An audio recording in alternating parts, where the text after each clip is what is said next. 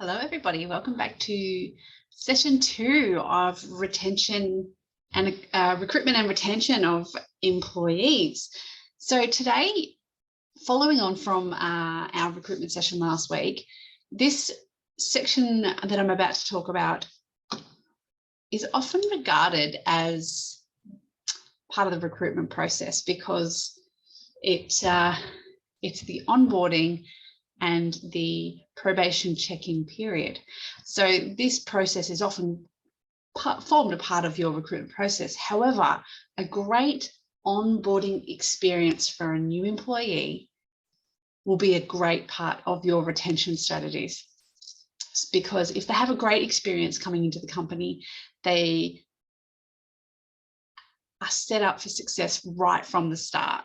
And that is a really good feeling. There's nothing worse than introducing someone into the company and they're sitting there trying to figure everything out for themselves. So this is a really good key item that you must focus on in order to make sure that you're wanting to retain your staff. And yep. So onboarding starts really the day that the ad's placed. Your interview is a part of the onboarding process because that may make or break whether they actually want to come and work for you. So that's pretty much, I can't stress that enough, that the interview is really important. And we did cover the interview last time, but just to recap, be honest, be professional, be prepared, be timely, and make sure you get feedback out of the process.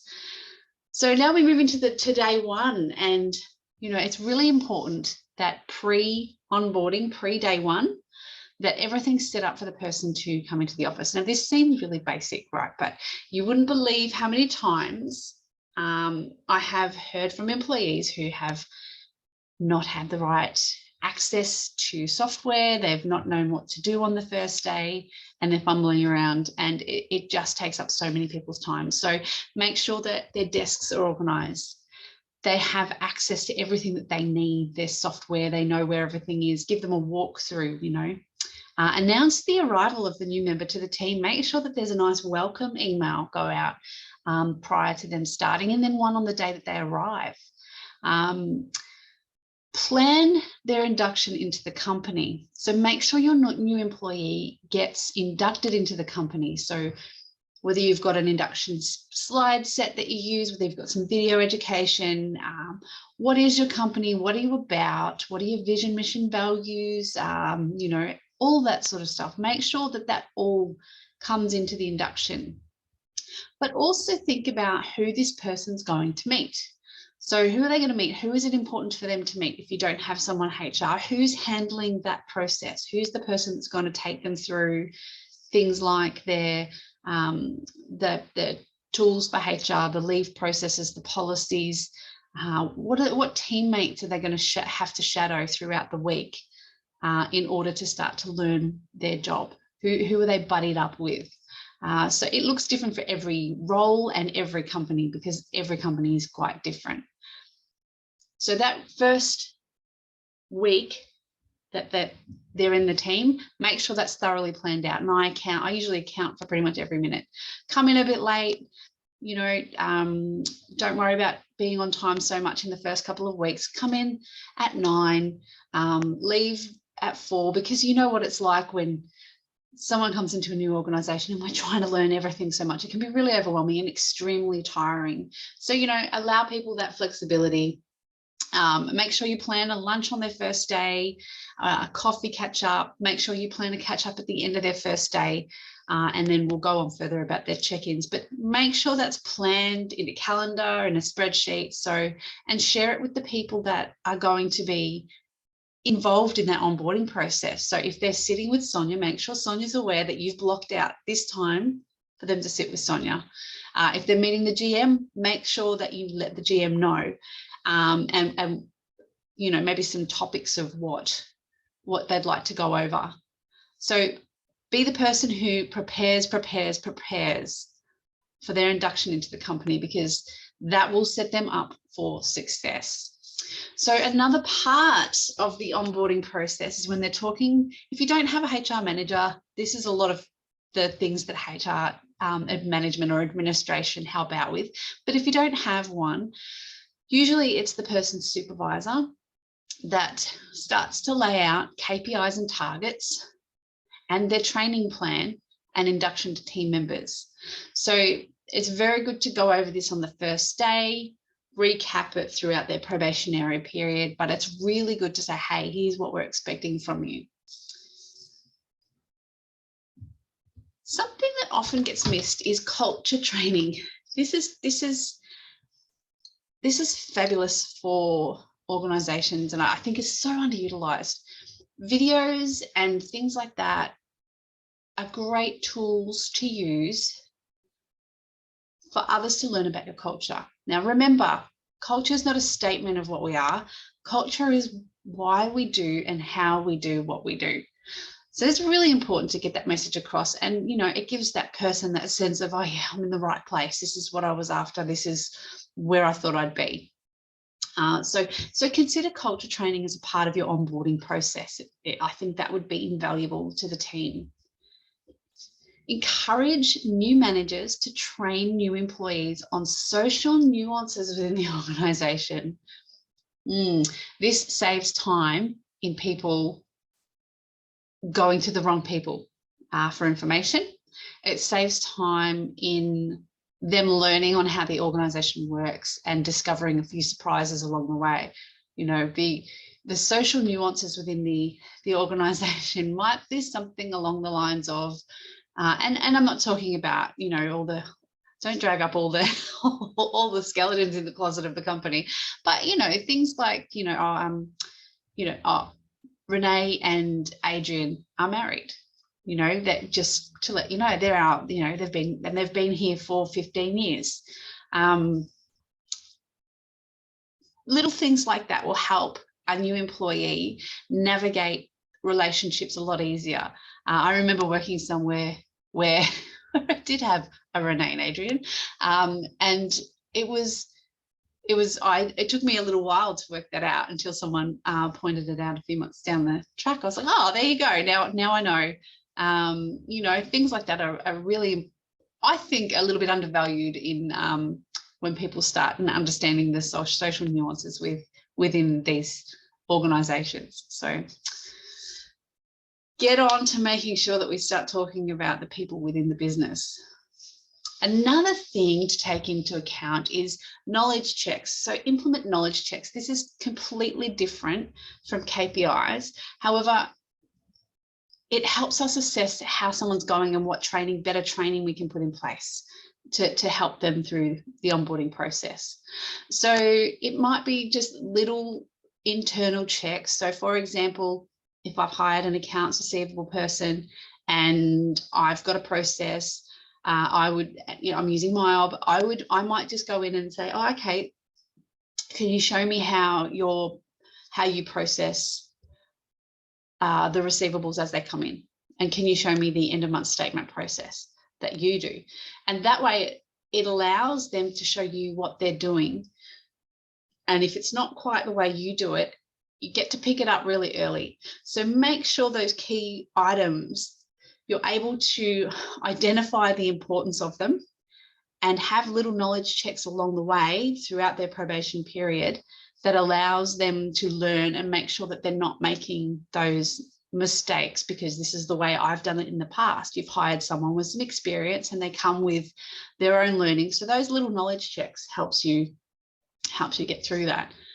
And the next thing on the onboarding process would be an orientation pack. So something, whether that's online or what that is, but some bits and bobs of training, your OHS, your induction. If there's a little pack, you might have a pen and a notepad, and you might have a few other things in there that you would pop in to make sure that they're off and running. So make sure they have access to everything that they need, including people. So resources and all of the resources they're going to need to be successful in their role. Now, throughout a person's probation period, it is really important to have one-on-ones, whether that be with a supervisor or a HR person. It's really important because probation check-ins, if they're left too long, the new employee may not feel able to talk to anybody about certain nuances, certain struggles they might be having, certain challenges they might be having. So the one-to-ones are really important, and I suggest continuing these through the life cycle of an employee, but we'll talk about that in employment, in management process, in performance management. But especially important in the probation. So make sure they're scheduled. Make sure that you've got the questions that are going to prompt what you need to know. Things like, is this job what you expected? Are we what you expected? Am I, as your manager, giving you enough guidance, information? Do you have any feedback for me? How could I improve? You know, making sure that we're going down that path, that we've got that list of questions. You know, is there anything that's blocking you? What can we do to help support you a little more? All of these sorts of questions really do start to lead to building that trust with their manager, with you. So it's really important to factor that in, making sure we're checking those. And I can certainly supply an example of some one-to-one probation check-in questions that I have. So that's not a problem at all. So the importance of one-to-ones is they strengthen the relationships between leaders and their teams. They improve productivity. They build team loyalty, and they benefit everybody. You know, I'm going to get feedback as a manager, and they're going to get feedback as an employee. And that's just a general overall improvement. So they deliver meaningful and personalized feedback. And you can check in on the goals as well, goals and KPIs, and you can clearly align the progress and start to set next actions, or kind of correct them into the right path. And that's the importance of it. So I think that's really key to thinking about how we are onboarding our personnel. And there's so much more to it, but I have an onboarding guide. I have some onboarding questions. I have some one-to-one templates. So I'm happy to actually supply those for absolutely anyone who wants them. Pop your name in the comments, and I'll send those out to you. Excuse me for a moment. Okay. So one thing to note about employee retention, here's a nice little quote, and I wish I knew who quoted it, but I don't, so I can't give credit. But people work for money, but go the extra mile for recognition, praise, and rewards. We start to really tackle some of the retention strategies that some businesses have in place for, excuse me a moment. Some people have in place for recognition, praise, and rewards. So making sure that, you know, that is a big factor in their employee value proposition or their retention strategy. So those two words can be intertwined. So let's think about the strategy and then what value offering we have to our people. So let me go into a little bit about retention strategy. To grow people through the business is a strong retention plan. A strong retention plan must be in place. So if you've got the objective of growing your people through the business and retaining staff, it's really important that you do have a strong retention plan in place and consider an EVP, employee value proposition. So employee retention is defined as an organisation's ability to prevent employee turnover. Increasing employee retention has a direct impact on business performance and success. So employee retention promotes the health and success of your organisation, because there's not a constant change of people having to relearn things. If you haven't got your training set up properly, you're losing knowledge as it goes out the door, and then there's time to retrain new people, let alone recruit. You know, so if we can minimize that, we're really building a robust and healthy business that's not dependent on, you know, just the people. We're building systems, we're building knowledge, we're building everything like that, but we want to keep our valued team members on board. So the time, stress, and cost of hiring and training new employees are significant, and turnover can have a negative impact on your business outcomes. And it can also have, it can spread throughout a team. Oh, so-and-so is leaving. Why are they leaving? Are they not happy with X, Y, and Z? And, you know, and that really does start to create an impact. Well, if my senior managers are leaving, what am I doing here? They, you know, if they can't take it here anymore. So you've got to be really sensitive about the impact of having people leave is going to have on your business. Now, here's another one. This is something that I've talked to many organizations through, and we talk about buying talent. So, you know what? I just want someone to come in who's more experienced in this particular area. You cannot buy enough talent to change a business culture without a complete overhaul of the business and a massive loss of knowledge in the process. This slows down efficiency and the trajectory of the business and its goals. And I can't stress that enough. It's just like, oh, sorry, we'll hire, you know, someone else with that experience. And yet you may have a team sitting there wanting to learn that, but can't, because we haven't allowed that to be a part of our strategy, that growth to be a part of our strategy. So I can't stress enough, you cannot buy enough talent to change the culture of a business without a massive impact, which is why talent retention becomes so important. Culture, let's talk about culture for a moment, and then I think I'm going to sign off for today, but let's talk about culture. So talent retention, culture is not what we say we're going to do, it's what we do. But always try and do what you said you would from the start. Align your business goals with individual goals. Hold everyone to the same standard. Decide what the culture is going to be and implement small changes that will enable everybody to be held to the same standard of behaviour and values. But this means measuring and talking about the behaviours that lead to lived values. Really, really important. So we've got this set of values, we've got accountability, we've got customer service focus, we've got trust, and they're great values to hold. But when we think about those values, there's actually a set of behaviours that support those values. And when we talk about reward and recognition, they want to be a part of that. So we want to foster, if we're looking at, you know, looking at our culture and thinking, you know, as our culture could probably, you know, be change a bit in order to be a part of our retention strategy, because I've noticed that people just aren't happy with the way that we're operating at the moment. We're too fast-paced. We've got a burnout culture. How can we change that? Look at your values. Recognize the positive behaviors that attribute to those values, and make sure that you are shouting from the rooftop a big congratulations to anybody who is going out of their way to do and behave in alignment with your values, because that, at the end of the day, is what's going to build your culture.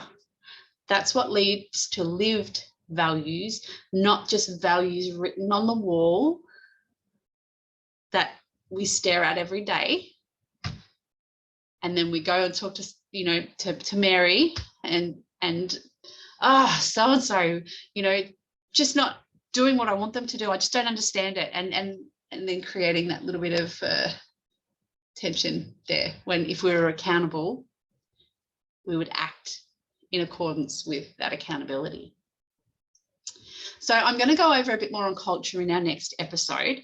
And some actual strategies that form a part of our talent retention, but culture is a big one. So it's really important to consider what your culture is, what you would like it to be, and if that is currently having an impact on your team,